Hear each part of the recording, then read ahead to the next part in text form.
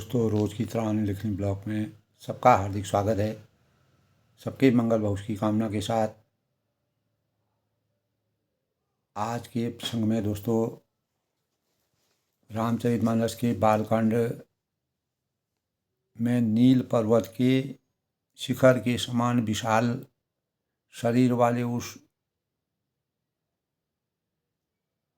सूअर को देख करके प्रताप भानु जो महान प्रतापी राजा थे, तो जंगल में विचरण करते करते और घोड़े की खटखट आवाज़ से हिरणों की खोज में विचरण करने वाले प्रताप भानु जो कि महान प्रतापी थे, धर्म अर्थ काम भावनाओं से परिपूर्ण रामचरितमानस में मर्यादा पुरुषोत्तम भगवान राम जी के अवतरण में सत्यकेतु राजा के दो पुत्र प्रताप भानु और दो पुत्रों का जिस प्रकार से वर्णन तुलसीदास ने किया है, तो मर्यादा पुरुषोत्तम भगवान राम जी ने अनेक लीलाओं को अपने जीवन में किया। उन्हीं लीलाओं के परिणाम स्वरूप यानी वन में तो राजा ने एक बार अच्छे घोड़े पर सवार होकर और शिकार करने का मन बनाया प्रताप भानु ने, और विंध्याचल के घने जंगलों में राजा गए और बहुत उत्तम उत्तम हिरणों का उन्होंने शिकार किया। तो तुलसीदास ने दोस्तों रामचरितमानस में मर्यादा पुरुषोत्तम भगवान राम की लीलाओं के परिणाम स्वरूप जो सती केतु थे, उनके पुत्र प्रताप भानु और अरिमर्दन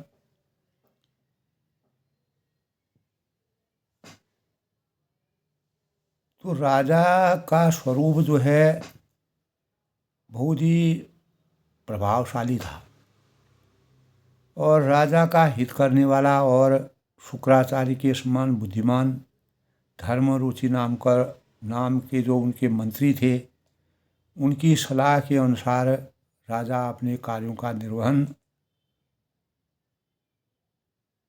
बुद्धिमानी के अनुसार बलवान तथा स्वयं राजा बड़े प्रतापी और रणधीर स्वभाव के थे। साथ में अपार शत्रुघ्नी सेना थी जिसमें असंख्य योद्धा थे, जो सब के सब रण में जूझ मरने वाले थे। पूर्ण निष्ठा श्रद्धा भाव से अपने राज्य की सेवा शुश्रूषा करने में संलग्न थे। अपनी सेना के इस स्वरूप को देखकर राजा बहुत ही प्रसन्न हुए। तो भगवान रामचंद्र जी के प्रथम अवतरण का कारण दोस्तों यानी मनु और शत्रुपा ने जिस प्रकार साधना से अपने जीवन को सब कुछ त्याग करके और मोक्ष की प्राप्ति का वरदान भगवान से प्राप्त किया, और इस सृष्टि के सृजन की रूपरेखा को सृजन के लिए अनेक प्रकार की लीलाओं के माध्यम से तुलसीदास जी ने रामचरित का जिस प्रकार से त्याग की पराकाष्ठा का वर्णन किया है, तो इसी प्रसंग में जो है सत्यकेतु और यानी पाप कहीं भी पाप की पराकाष्ठा नहीं थी, और याज्ञवल्क्य जी तब भरद्वाज से कहते हैं कि इस अत्यंत पवित्र इतिहास ने शिवजी पार्वती जी से कहा, अब श्री राम जी के अवतार लेने का दूसरा कारण उन्हें बताया कि हे मुनि, यह पवित्र और प्राचीन कथा है जो शिवजी ने पार्वती से कही थी।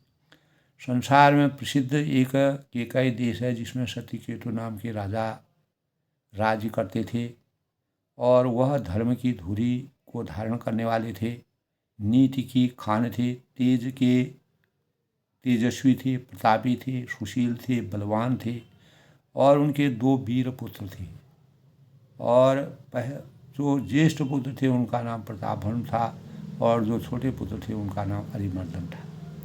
तो राज्य का उत्तराधिकारी दोस्तों जो बड़ा पुत्र होता है उसको माना गया है। ये हमारी नीति और मर्यादा और हमारे संस्कारों, वेदों में, हमारे उपनिषदों में, शास्त्रों में इस प्रकार की मर्यादा, खासतौर से तुलसीदास जी ने रामचरितमानस में मर्यादित जीवन जीने की कामना को सर्वोपरि माना है।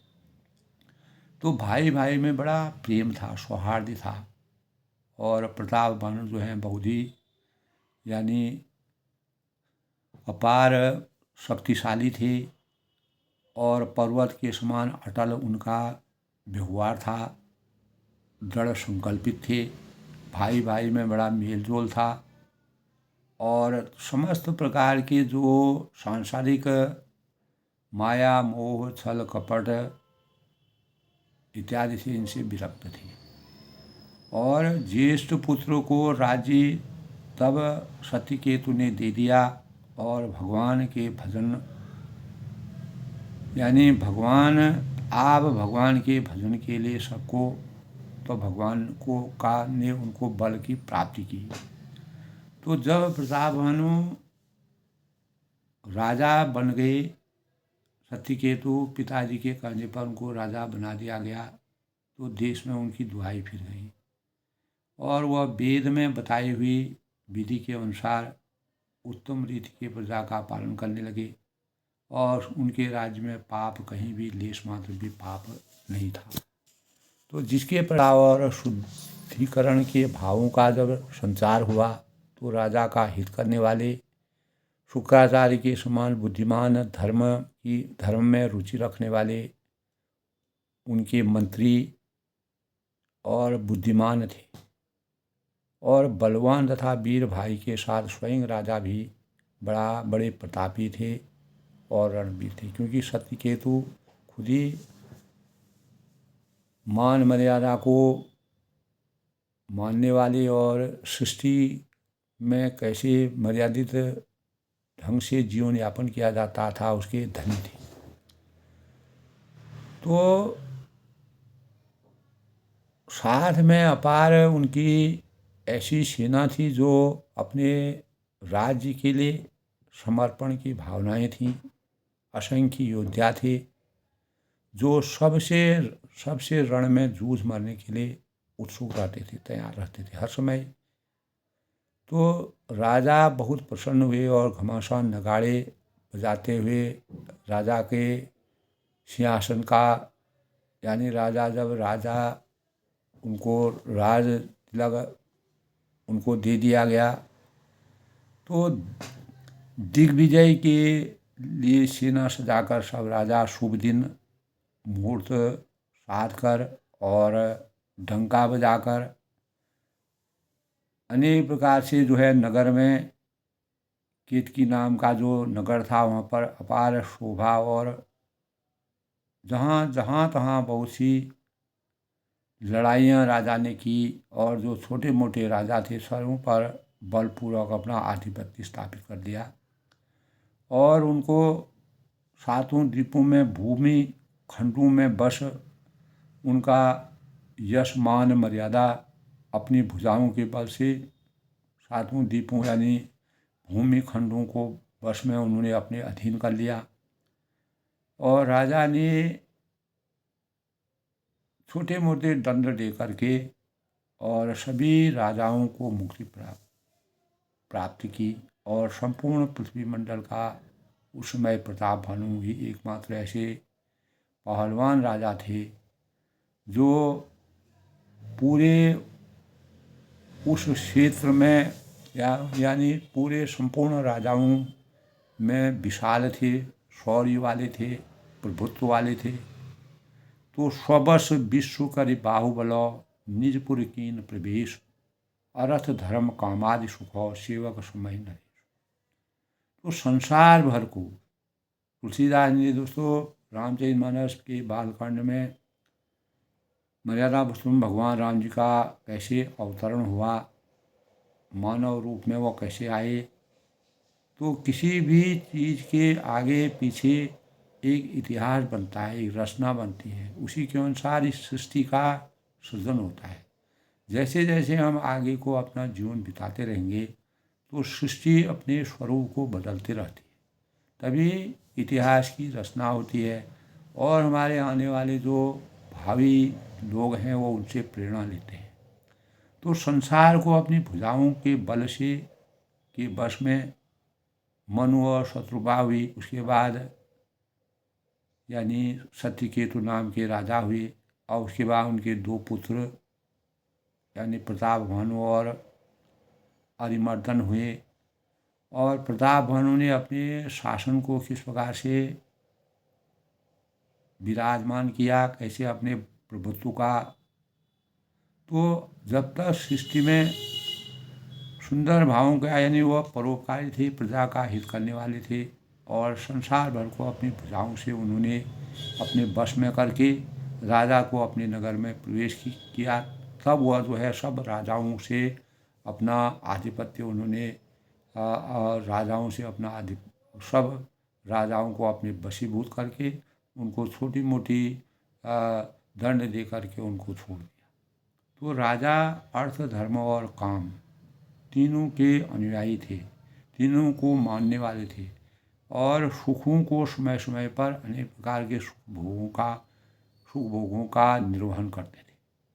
तो भूप प्रताप भनु बल पाई, काम धेनु भय भूमि सहाई, सब दुख वर्जित प्रजा सुखारी, धर्मशील सुंदर नर नारी। तो प्रताप भानु के बारे में तुलसीदास ने जिस प्रकार का वर्णन किया है, राजा प्रताप भानु जो है वो बल पाकर भूमि सुंदर, कामधेनु मन चाहिए वस्तु देने वाले हो गए। और कामधेनु जिस प्रकार से जब जो ज़रूरत होती है कल्पतरु और कामधेनु, तो इस सृष्टि में जब भी जो चीज़ की आवश्यकता होती है तो मनोवांछित इच्छा के अनुसार सब चीज़ की प्राप्ति होना। तो प्रजा सब प्रकार से दुखों से रहित थी। इस प्रकार रामराज बैठे त्रिलोका, हर्षित भये कई सब शोका, दुखों से रहित सुख की अनुभूति। और सभी स्त्री पुरुषों में सुंदर और धर्मात्मा प्रताप भानु के चरित्र का वर्णन अगर हम करते हैं तो धर्म रुचि मंत्री का श्री हरि के चरणों में अपार प्रेम था और वह राजा के हित के लिए सदा उनको अच्छी नीति सलाह देते थे। और राजा है, गुरु है, देवता हैं, संत हैं, पितर हैं, ब्राह्मण हैं, इन सबको सदा सेवा प्रताप भानु किया करते थे। यानी जिस प्रकार मर्यादा पुरुषोत्तम भगवान राम जी ने 14 साल के बाद जब से वह पैदा हुए, इस सृष्टि में उन्होंने अपनी मर्यादित ढंग से किसी प्रकार के कठिनाई परेशानी यानी आसक्तियों पर के आने पर भी उन्होंने उनके जीवन में कभी इस प्रकार का रहस्य सामने नहीं आया। हमेशा धर्म और धीरता के पुजारी थे। तो वेदों में राजाओं के जो धर्म बताए गए हैं, हमारे वेद शास्त्रों में, राजा सदा आदरपूर्वक उनका अनुपालन करते थे, सुख मानकर उन सब का पालन किया करते थे और प्रतिदिन अनेक प्रकार के दान देना, उत्तम शास्त्र वेद और पुराणों का सुनने के आदि थे। तो नीति के अनुसार उत्तम शास्त्रों का अध्ययन करना, वेदों का अध्ययन करना, पुराणों का अध्ययन करना उनके स्वरूप में था। तो नाना बापी कूद तड़ागा, सुमन वाटिका सुंदर बागा, विप्र भवन सुर भवन सुहाई, सब तीरथ न विचित्र बनाए। तब राजा प्रताप भानु ने उनसे बहुत सी बावलियाँ, कुएं, तालाब, फुलवाड़ियाँ, सुंदर बगीचे, ब्राह्मणों के लिए घर और देवताओं के सुंदर विचित्र मंदिर और तीर्थ बनाए।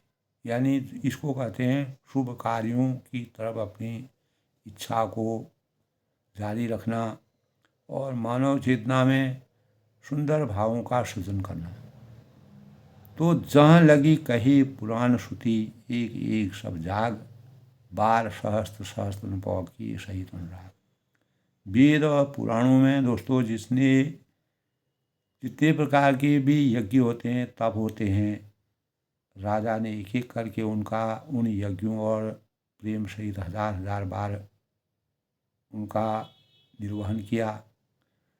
और राजा के हृदय में किसी फल की कामना नहीं थी, यानी सभी फल उनको प्राप्त थे।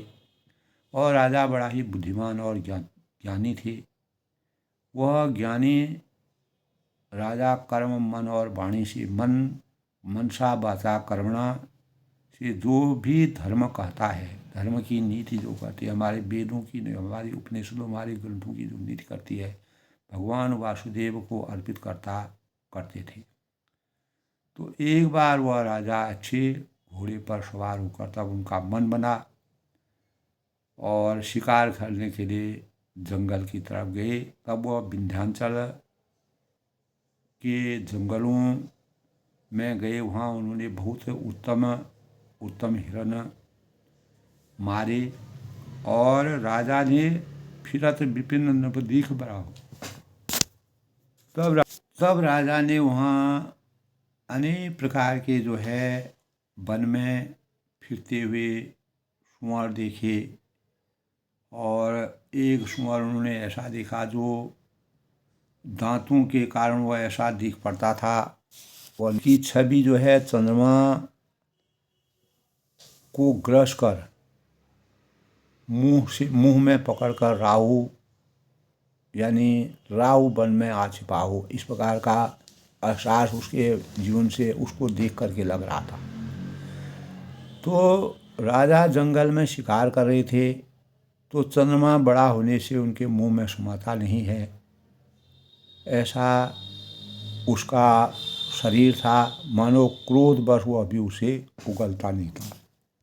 तो उस जंगल में सुअर ने भयानक सुअर जो उन्होंने सुअर देखा, उनके दांतों की शोभा कही गई। इधर उसका शरीर बहुत ही विशाल और मोटा था और घोड़े की आहट पाकर वह घुर्राता हुआ कान उठाए चौकन्ना होकर देख रहा था, यानी उसकी पूरा चौकन्ना था वो। तो नील पर्वत के शिखर के समान विशाल शरीर वाले उस सुअर को देखकर राजा घोड़े में चाबू लगाकर तेजी से चलाए और उन्होंने सुअर को ललकारा कि अब तेरा बचाव नहीं हो सकता है, तेरा अंत होने वाला है।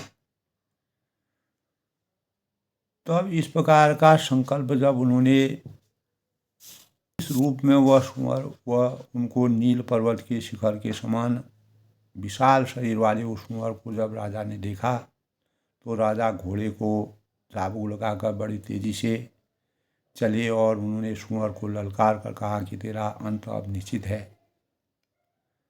तो दोस्तों, इससे पहले आज के शुभ पंचांग, आज का पंचांग आज 19 जनवरी 2025 माघ मास के कृष्ण पक्ष की पंचमी तिथि आज 7:31 तक, उसके बाद षष्ठी तिथि का शुभारंभ हो जाएगा। सूर्य मकर राशि में प्रवेश करेंगे और आज दोस्तों अतिगंड योग का संयोग है। सूर्य और चंद्रमा जो हैं दूरी बनाए हुए हैं और 1:57 तक यह योग अतिगंड योग रहेगा। इसमें किसी प्रकार के भी शुभ कार्य करना अशुभ माना गया है। कल भी इस योग का प्रभाव था और उसके बाद दोस्तों 1:57 के बाद जो है सुकर्मा योग शुरू हो जाता है।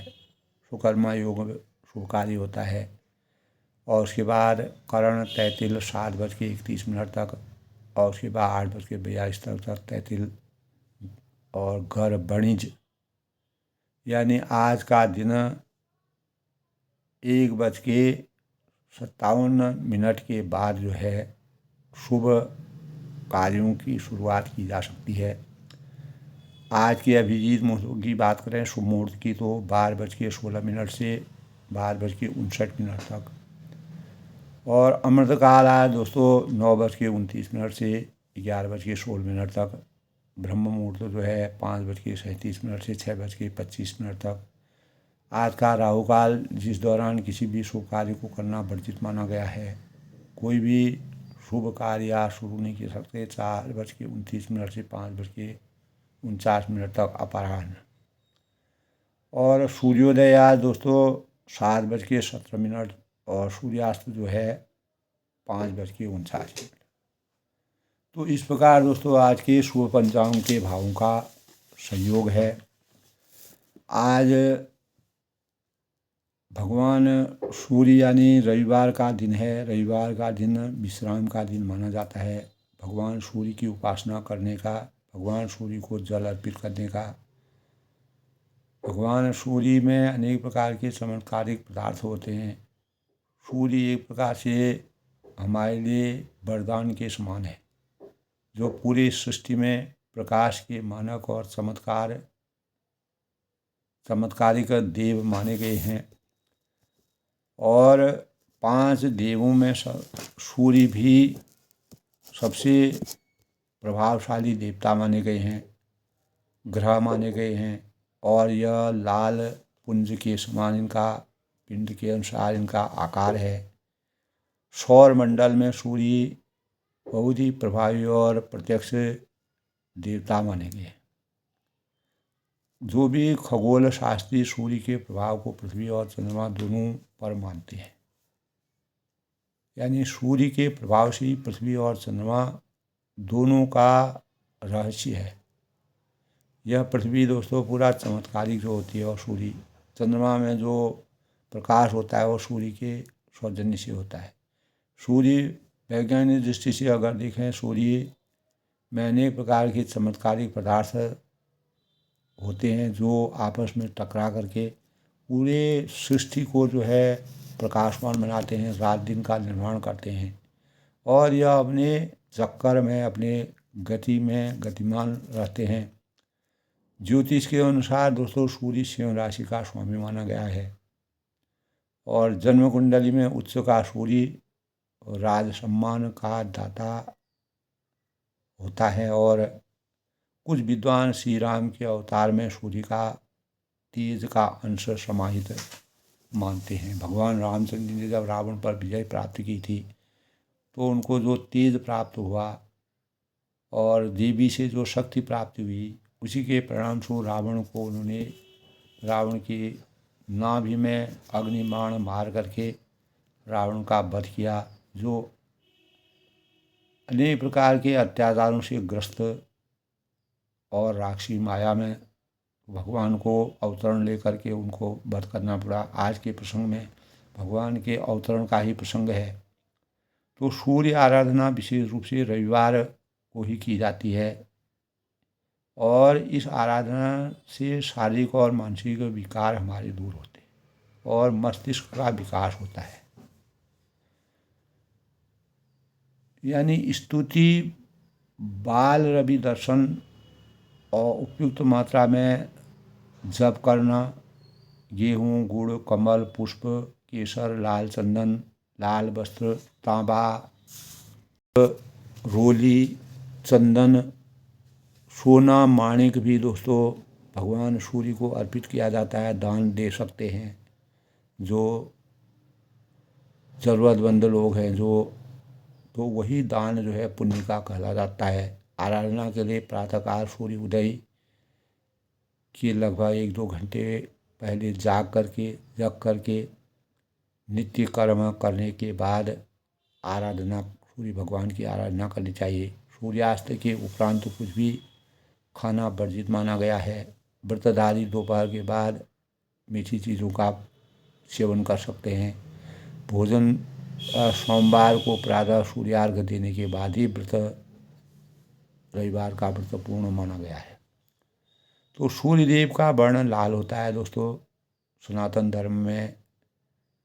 और सूर्य में जो है रोग प्रतिरोधक क्षमता वाली किरणें निकलती हैं जो हमारे जीवन में अनेक प्रकार के जो विषाणु होते हैं उनको समाप्त करते हैं। और 4-5 देवताओं का पूजन प्रमुख माना गया है हमारे हिंदू शास्त्र में दोस्तों। हिंदू संस्कृति में विष्णु भगवान शिव हैं, दुर्गा है, गणेश और सूर्य हैं। इनकी पूजा अर्चना करनी चाहिए। और आदित्य पूजन की परंपरा हमारे देश में समस्त जगह है। स्वयं भगवान ने भगवान राम ने लंका पर विजय का लक्ष्य बनाकर सूर्य पूजन किया था। तो सतयुग में दोस्तों जब हवन प्रधान आराधना थी, सूर्य की आहुतियाँ दी जाती थी। त्रेता में श्री राम ने उसे द्वापर में स्वयं भगवान श्री कृष्ण ने पांडव और कौरवों के बीच भगवान सूर्य के अवतरण के परिणाम स्वरूप लोगों को सूर्य आराधना करने के भावों का संचार हुआ। और आज के कलयुग में सूर्य वंदना राज सम्मान का प्रतीक माना गया है। और तेज हमारे शरीर में प्राप्ति होती है। हमारे मानसिक विकास होता है, शारीरिक विकास होता है। अनेक प्रकार के रोगों से हम निरोगी बनते हैं। तो ओम आ कृष्णेन रजसा वर्तमानो निवेशन्यम अमृतं मत्येव ऋणेन सविता रथेनां देवो यति भुवनानि पश्यन्।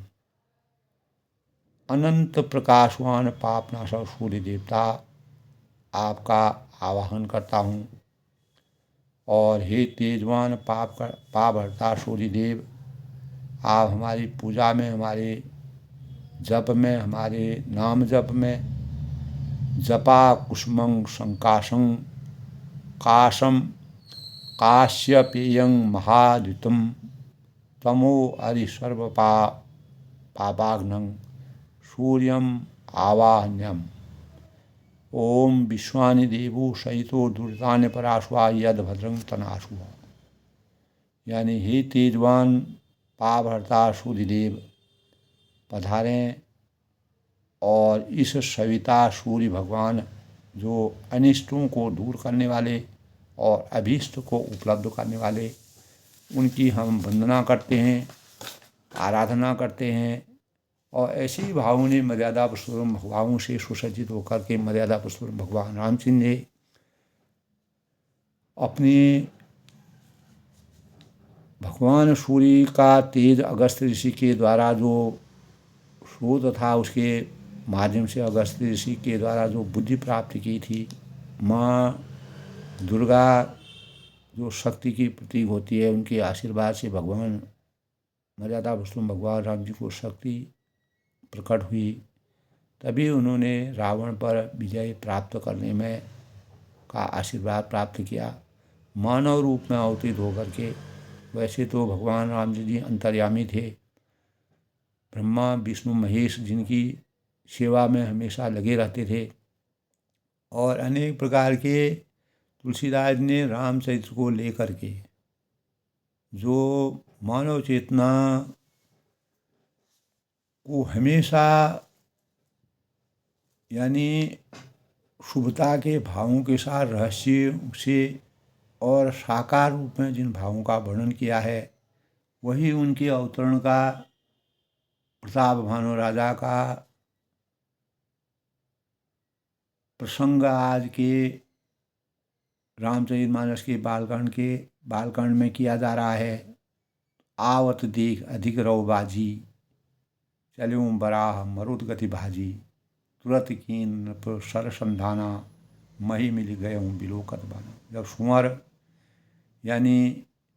सुअर भयानक दांतों की शोभा ऐसी विशाल स्वरूप सुअर का था, उसका शरीर भी बहुत विशाल देख करके घोड़े की आहट सुन करके वह घुरघुराता हुआ कान उठाए चौकन्ना रह देख रहा था। भगवान ने तब प्रताप भानु राजा ने उसको ललकारा था कि अब तुम्हारा जो है बचाव नहीं किया जा सकता है। तो अधिक शब्द करते हुए घोड़े को अपनी तरफ आता देखकर सुअर पवन वेग से भाग गया। आवत देख अधिक रौबाजी, चल्यों बड़ा मरुद गतिभाजी। और राजा ने तुरंत ही बाण को धनुष पर चढ़ाया। तुरंत की नृप रस संधाना, मई मिल गयऊँ बिलोकत गाना। सुअर बाण को देखते ही धरती में दुबक गया, एकदम चिपक गया धरती से। तकी तकी तीर महिष चलावा, करी छल सुअर शरीर बचावा। प्रगटत दुरत जाय मृग भागा, ऋषि बस भूप चल्यो संगला। तो राजा तक कर मतलब तीर चलाते हैं, परंतु सुअर छल करके मायावी छल वाला था, शरीर को बचाता जाता है। तो कोई न कोई ऐसी शक्ति थी जो बीच में आई थी। वह पशु प्रकटत तुरंत जाय मृग भागा, कभी प्रकट होता है कभी छुप जाता है, यानी अनेक प्रकार की लीलाएं करने लगा। और मायावी लीलाएं, जैसे भगवान रामचंद्र जी जब वन में गए थे, अनेक प्रकार की लीलाओं उन्होंने देखी। और सीता माता को मृग बन के, जिस प्रकार से रावण ने मारीची को हिरण सोने का मृग बना करके सीता को हरण करने का जो प्रपंच, जो मायावी रचना की, तो राजा भी क्रोध के वश में उसके साथ पीछे लगे चले जाते हैं कि आखिर ये है क्या चीज़। तो संशय हो गया, भ्रम हो गया उनको, उनके अंतःकरण में अनेक प्रकार के संशय विराजमान हो गए। इतना प्रभावशाली और प्रतापी राजा होने के बाद भी गयऊँ दूर घन गहन बराहू, जहन नाहिन गद बाज निबाहू। अति अकेल बन विपुल कलेशु, कदपि न मृग मग तजई नरेशु। यानी सुअर बहुत दूर ऐसे घने जंगल में चला गया जहाँ हाथी घोड़े का जाना जो है बड़ा निर्गम, बड़ा दुर्गम हो जाता है।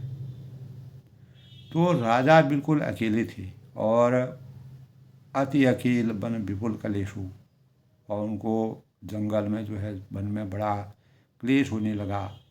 फिर भी राजा ने पशु का पीछा नहीं छोड़ा। तदपि नभ मग तजय नरेशु, फिर भी आत्मबल से भरे हुए थे, निर्भीक थे, निडर थे। और कोल बिलोक भूप बड़ धीरा, भाग्य बैठी गिरि गुहा गभीरा। अगम देख नभ अति परिछाई, फिरऊँ सुहावन परेम भलाई।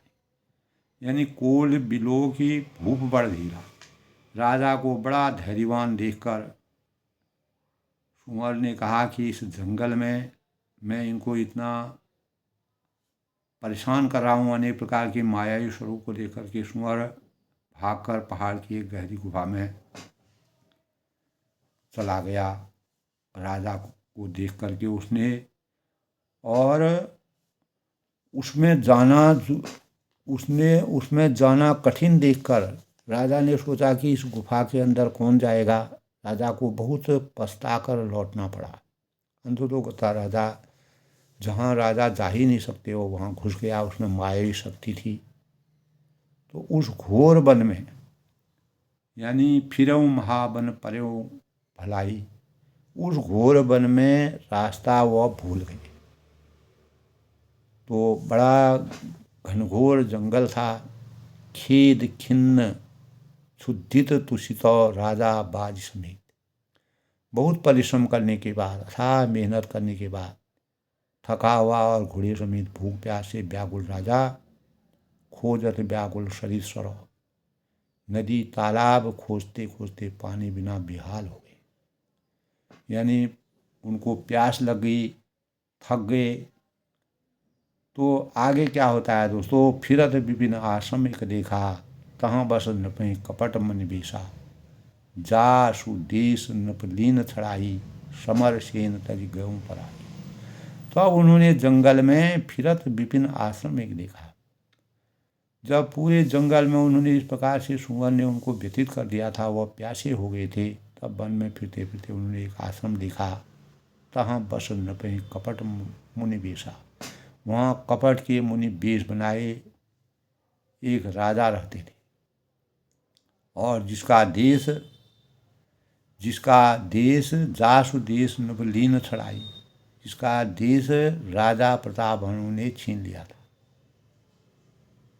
और समर सेन तज गेहूँ पढ़ाई, और जो सेना को छोड़कर युद्ध से भाग करके वहाँ छुप गया, वो एकांत में आश्रम बना करके वहाँ प्रताप भानु की डर से। तो समय प्रताप भानु कर जानी, आपने अति समय अनुमानी, गयो न ग्रह मन बहुत गलानी, मिला न राजेंद्र परिभानी।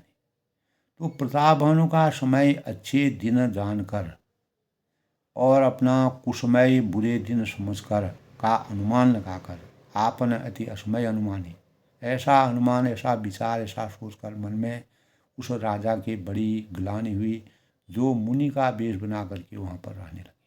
गए उन ग्रह मन कर गलानी, और इससे वह न तो घर गया और न अभिमानी होने के कारण राजा प्रताप भानु ही मिला मेल किया, यानी किसी भी बात से वह समझौता करने के लिए तैयार नहीं था।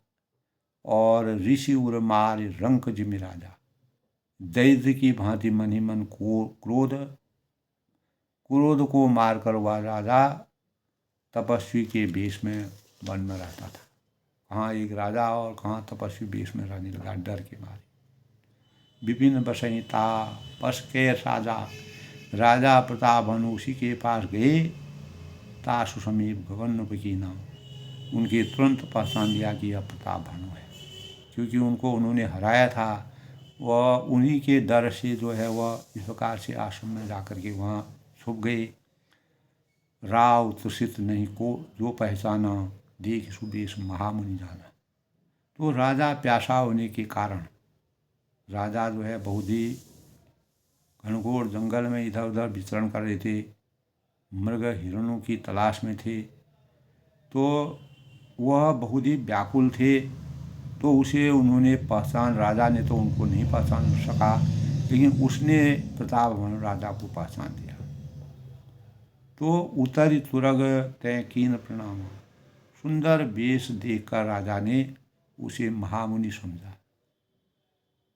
इतना छोटा राजा था जिसको प्रताप भानु ने युद्ध में पराजित करके वह एक एकांत जगह में आश्रम बना के रहने लगा।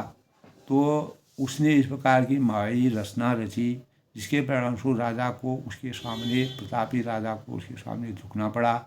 और वह मुनि वेश में जो है राजा ने उसकी मतलब घोड़े से उतर कर उनको प्रणाम किया, ये मुनि हैं, ऋषि हैं करके। परम चतुर ने कहो निज नाम, परंतु बड़ा चतुर होने के कारण राजा ने उसे अपना नाम नहीं बतलाया, मैं प्रताप भानु हूँ करके। उसने राजा को तो पहचान लिया। तो ये तुलसीदास ने इस प्रकार का वर्णन रामचरितमानस के अवतरण का दूसरा कारण, भूपति तुषित बिलोक दही, सरोवर दीन दिखाए, मंजन पान समेत भयो कीन न पहि हर्षाए। तो राजा को भूपति तुषित बिलोक दही, राजा को प्यासा देखकर उसने सरोवर को दिखला दिया, मायावी शक्ति थी।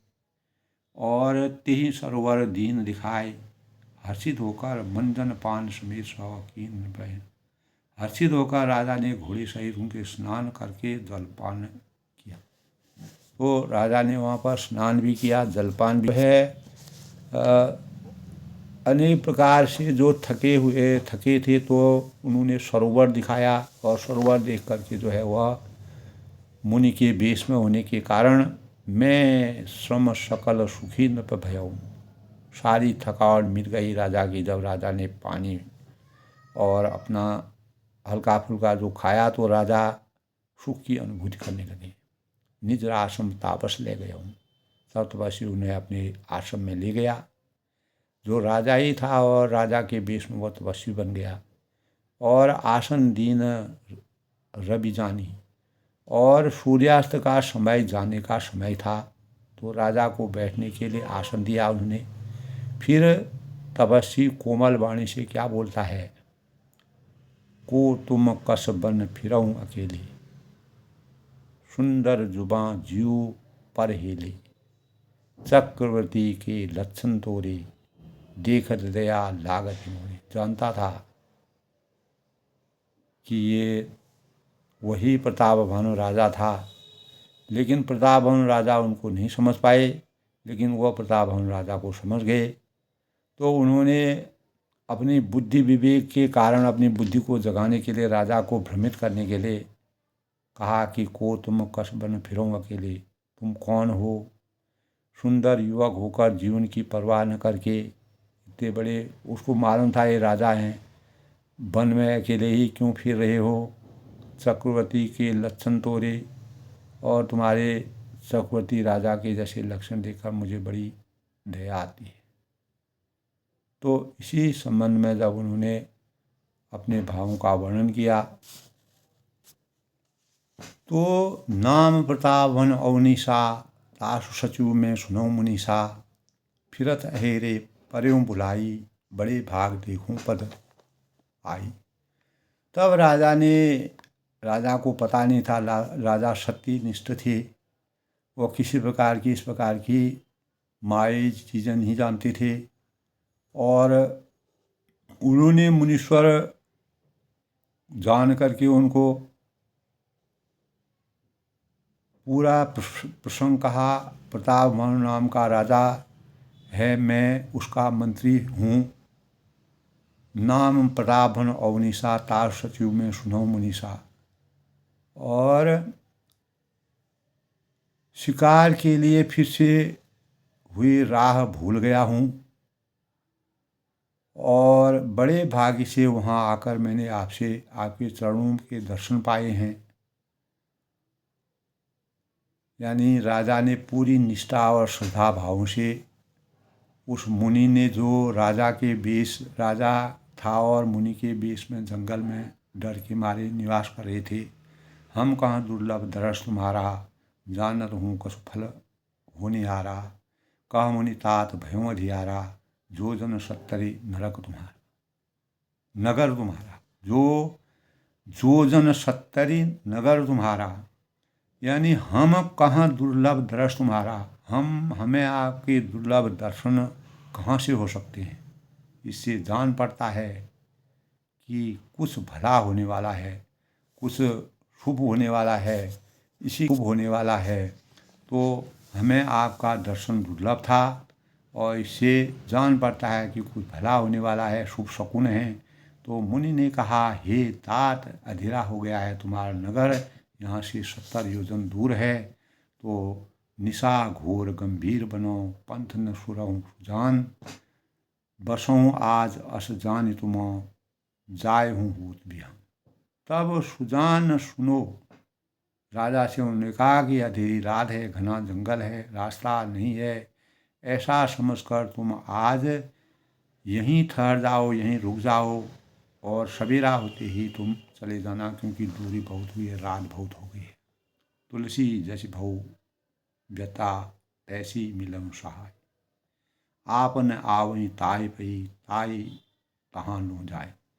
तब तुलसीदास जी कहते हैं कि जैसी भवितव्यता या होनहार होती है, हो वही सोई जो राम रज राखा, को करी तरक बड़ा वहीं शाखा, वैसी ही सहायता मिल जाती है। और या तो वह आप ही उसके पास आती है, या उसको वहाँ ले जाती है। तो तुलसी जैसी भवितव्यता, तुलसीदास जी कहते हैं कि राजा और उस दूसरे राजा के रूप में, जो मुनि के रूप में उस आश्रम में थे, राजा बहुत ही परेशान थे। जैसी होनहार होती है वैसी सहायता मिल जाती है। मर्यादा उसमें भगवान रामचंद्र जी 14 साल तक जब वन में बदकल वस्तु में अनेकों जगह वह गए, तो जैसे जैसे वो आगे अपने वन में विचरण करते रहे, उनको उस प्रकार का परिवेश मिलने लगा। वही है तुलसी जैसी भवितव्यता। जैसी हमारी इच्छा होती है, जैसा हम सोच करते हैं, जैसे हमारे विचार होते हैं, उसी के अनुसार उनको रास्ता मिलता है। तो जैसी हमारी होनहार होती है वैसी हमको सहायता मिलती है, या तो वो आप ही उसके पास आती है या उसको वहाँ ले जाती है। तो परमात्मा के वास्तविक रहस्य को प्राप्त करने के लिए परमात्मा के सानिध्य में परमात्मा या तो हमको खुद बुलाते हैं या हम स्वयं हमारी इच्छा भावना व्यक्त होती है, जिससे हम परमात्मा के नज़दीक पहुँचते हैं। तो कहने का मतलब यह है दोस्तों कि मानव जीवन, रामचरितमानस से हमको यही सीख मिलती है कि मानव जीवन को सफलता भगवत प्राप्ति में है और विषय भोगों में नहीं है। हमें अपने जीवन के एक एक क्षण को बड़ी सावधानी से असली लक्ष्य या भगवत प्राप्ति के साधन में ही लगाना चाहिए अगर हम मानव जीवन में अवतरित होते हैं। यानी भक्त अपनी अपनी दिशा के लक्ष्य की ओर बढ़ता है, चलता है और अंत में सभी भक्त उसे एक ही लक्ष्य प्रभु की प्राप्ति में पहुँचते हैं। केवल दिशा भेद के कारण मार्ग भिन्न भिन्न होते हैं। तो जा पर जाको सत्य संदेहु, ता पर ताको कछु न संदेहु। अतः हम अपने मार्ग पर सावधानी के साथ अग्रसर होते रहें, तो दूसरे की ओर न ताकें और न ही किसी को गलत समझें और न अपने निर्दिष्ट मार्ग को छोड़ें। यही प्रताप भवन राजा के आगे हुआ था। हमें यह सदा दोस्तों विश्वास रखना चाहिए कि भगवान हमारे अंदर विराजमान हैं, ऐसे घटघट राम हैं दुनिया देखी माई। तो उनकी कृपा है, दया है, निष्ठा है, निरंतर बरसती है और हम किसी भी क्षण भगवान की कृपा से वंचित नहीं रहते। तो उनका कल्याणमय कर कमल निरंतर हमारे सिर पर पड़ता रहता है और भगवान हमारे निष्ठा भाव और सुधा की बात है दोस्तों। भगवान हमारे लिए कृपा की मूर्ति ही है। प्रभु जिस प्रकार प्रताप भानु के लिए इस प्रकार का आश्रय प्राप्त हुआ, तो शरणागत होने से हमें उनके भाव नहीं, यानी उनसे भय नहीं होता है। ऐसा कोई भी स्थान या समय नहीं है दोस्तों जिसमें भगवान न हों। भगवान कृपा के मूर्तिमान स्वरूप होते हैं। उन्हें किसी के प्रति कभी घृणा नहीं होती है और वह तो हमारे भाव और अनन्य मन और सच्ची लगन को देखते हैं। अगर हम पूर्ण निष्ठा के साथ अपने भावों को व्यक्त करें, हम अपनी दृढ़ इच्छा शक्ति, कामना रहित पूर्ण समर्पण से उनका दर्शन लाभ कर सकते हैं। तो भगवान की लीला भी कल्याणमयी और मंगलमयी ही है। तो भगवान सदैव हमारे समीप हैं, हमारी प्रत्येक स्थिति को जानते हैं और हमारे प्रत्येक पुकार को सुनते हैं। अगर हम सूक्ष्म रूप में सोचें तो रामचरितमानस से हमको यही चीज़ मिलती है, प्रभु का निरंतर अंतर्मन से नाम स्मरण हमें इस भवसागर से पार उतार देता है। हमारे पहाड़ जैसे संकट भगवान की शक्ति के सामने तुच्छ है। यह हमें मानना होगा कि हम शरीर नहीं हैं बल्कि आत्मा है और जो हमारा नित्य स्वरूप है तो इस नित्य सर्वव्यापी स्वरूप में न जन्म है, न मरण है, न दोष है, न द्वेष है, न विचार है, न विनाश, वरन यह सत, चेतन और आनंदमय है। अगर हम सूक्ष्म रूप से गुण रचना करते हैं तो मोह के नाश के लिए हमारी आत्मशक्ति में विश्वास और आत्मबल का निश्चय होना चाहिए। हमने अपने ही भूल से अपने मन और इंद्रियों पर का अपने को गुलाम बना रखा है। यदि हम अपनी आत्मा के स्वरूप को संभालें तो अपने आप को अपार शक्तिमान पाएंगे। जिस प्रकार प्रताप भानु को भगवान का पूर्ण आशीर्वाद प्राप्त हुआ, इसी न रूप में उनको सहारा मिला। तो आज के प्रसंग में दोस्तों प्रताप भानु तो यही भाव जो है मंगलमय, जब भगवान की कृपा होती है तो हमारे लिए कोई भी जगह, कोई भी स्थान, कोई भी चीज़, कोई भी कठिनता दुर्गम नहीं है। मर्यादा पुरुषोत्तम भगवान राम ने 14 साल का वनवास ऐसा लगा कि मतलब चुटकी में समाप्त कर दिया, क्योंकि उनको ऐसे ऐसे भावुक, ऐसे ऐसे दिव्य ज्योतियाँ और इस प्रकार के शिष्य, इस प्रकार के सौहार्द का वातावरण मिला जो उनके लिए स्वर्ग का सा। अवध वहाँ जहाँ राम निवासु, दिवस वहाँ जहाँ भानु प्रकाशु। भगवान जहाँ जहाँ गए वहाँ अवध बन गया और अवध में जो है जंगल बन गया। तो ये भगवान की अनुकंपा है। इसलिए मंगलमय भगवान की आस्था पर, श्रद्धा पर, भावों पर हमेशा अपने ध्यान को, अपने चिंतन को लगाना चाहिए। यही रामचरितमानस में भगवान के दूसरे अवतरण के का प्रसंग जो चल रहा है, प्रताप भानु और सत्यकेतु के 2 पुत्र प्रताप भानु और अरिमर्दन थे। और प्रताप भानु किस प्रकार से जंगल में गए, वहाँ उनको किस प्रकार का रूप दिखाई दिया। राजाओं को वह यानी अनेक जो ऐसे राजा थे उनके आधिपत्य को समाप्त करके उनको आचार संहिता में ढालने के लिए प्रताप भानु ने अपने शौर्य के प्रभाव से सबको चेतना के भावों का संचार किया। और जाको राखे साइयाँ मार सके न कोई।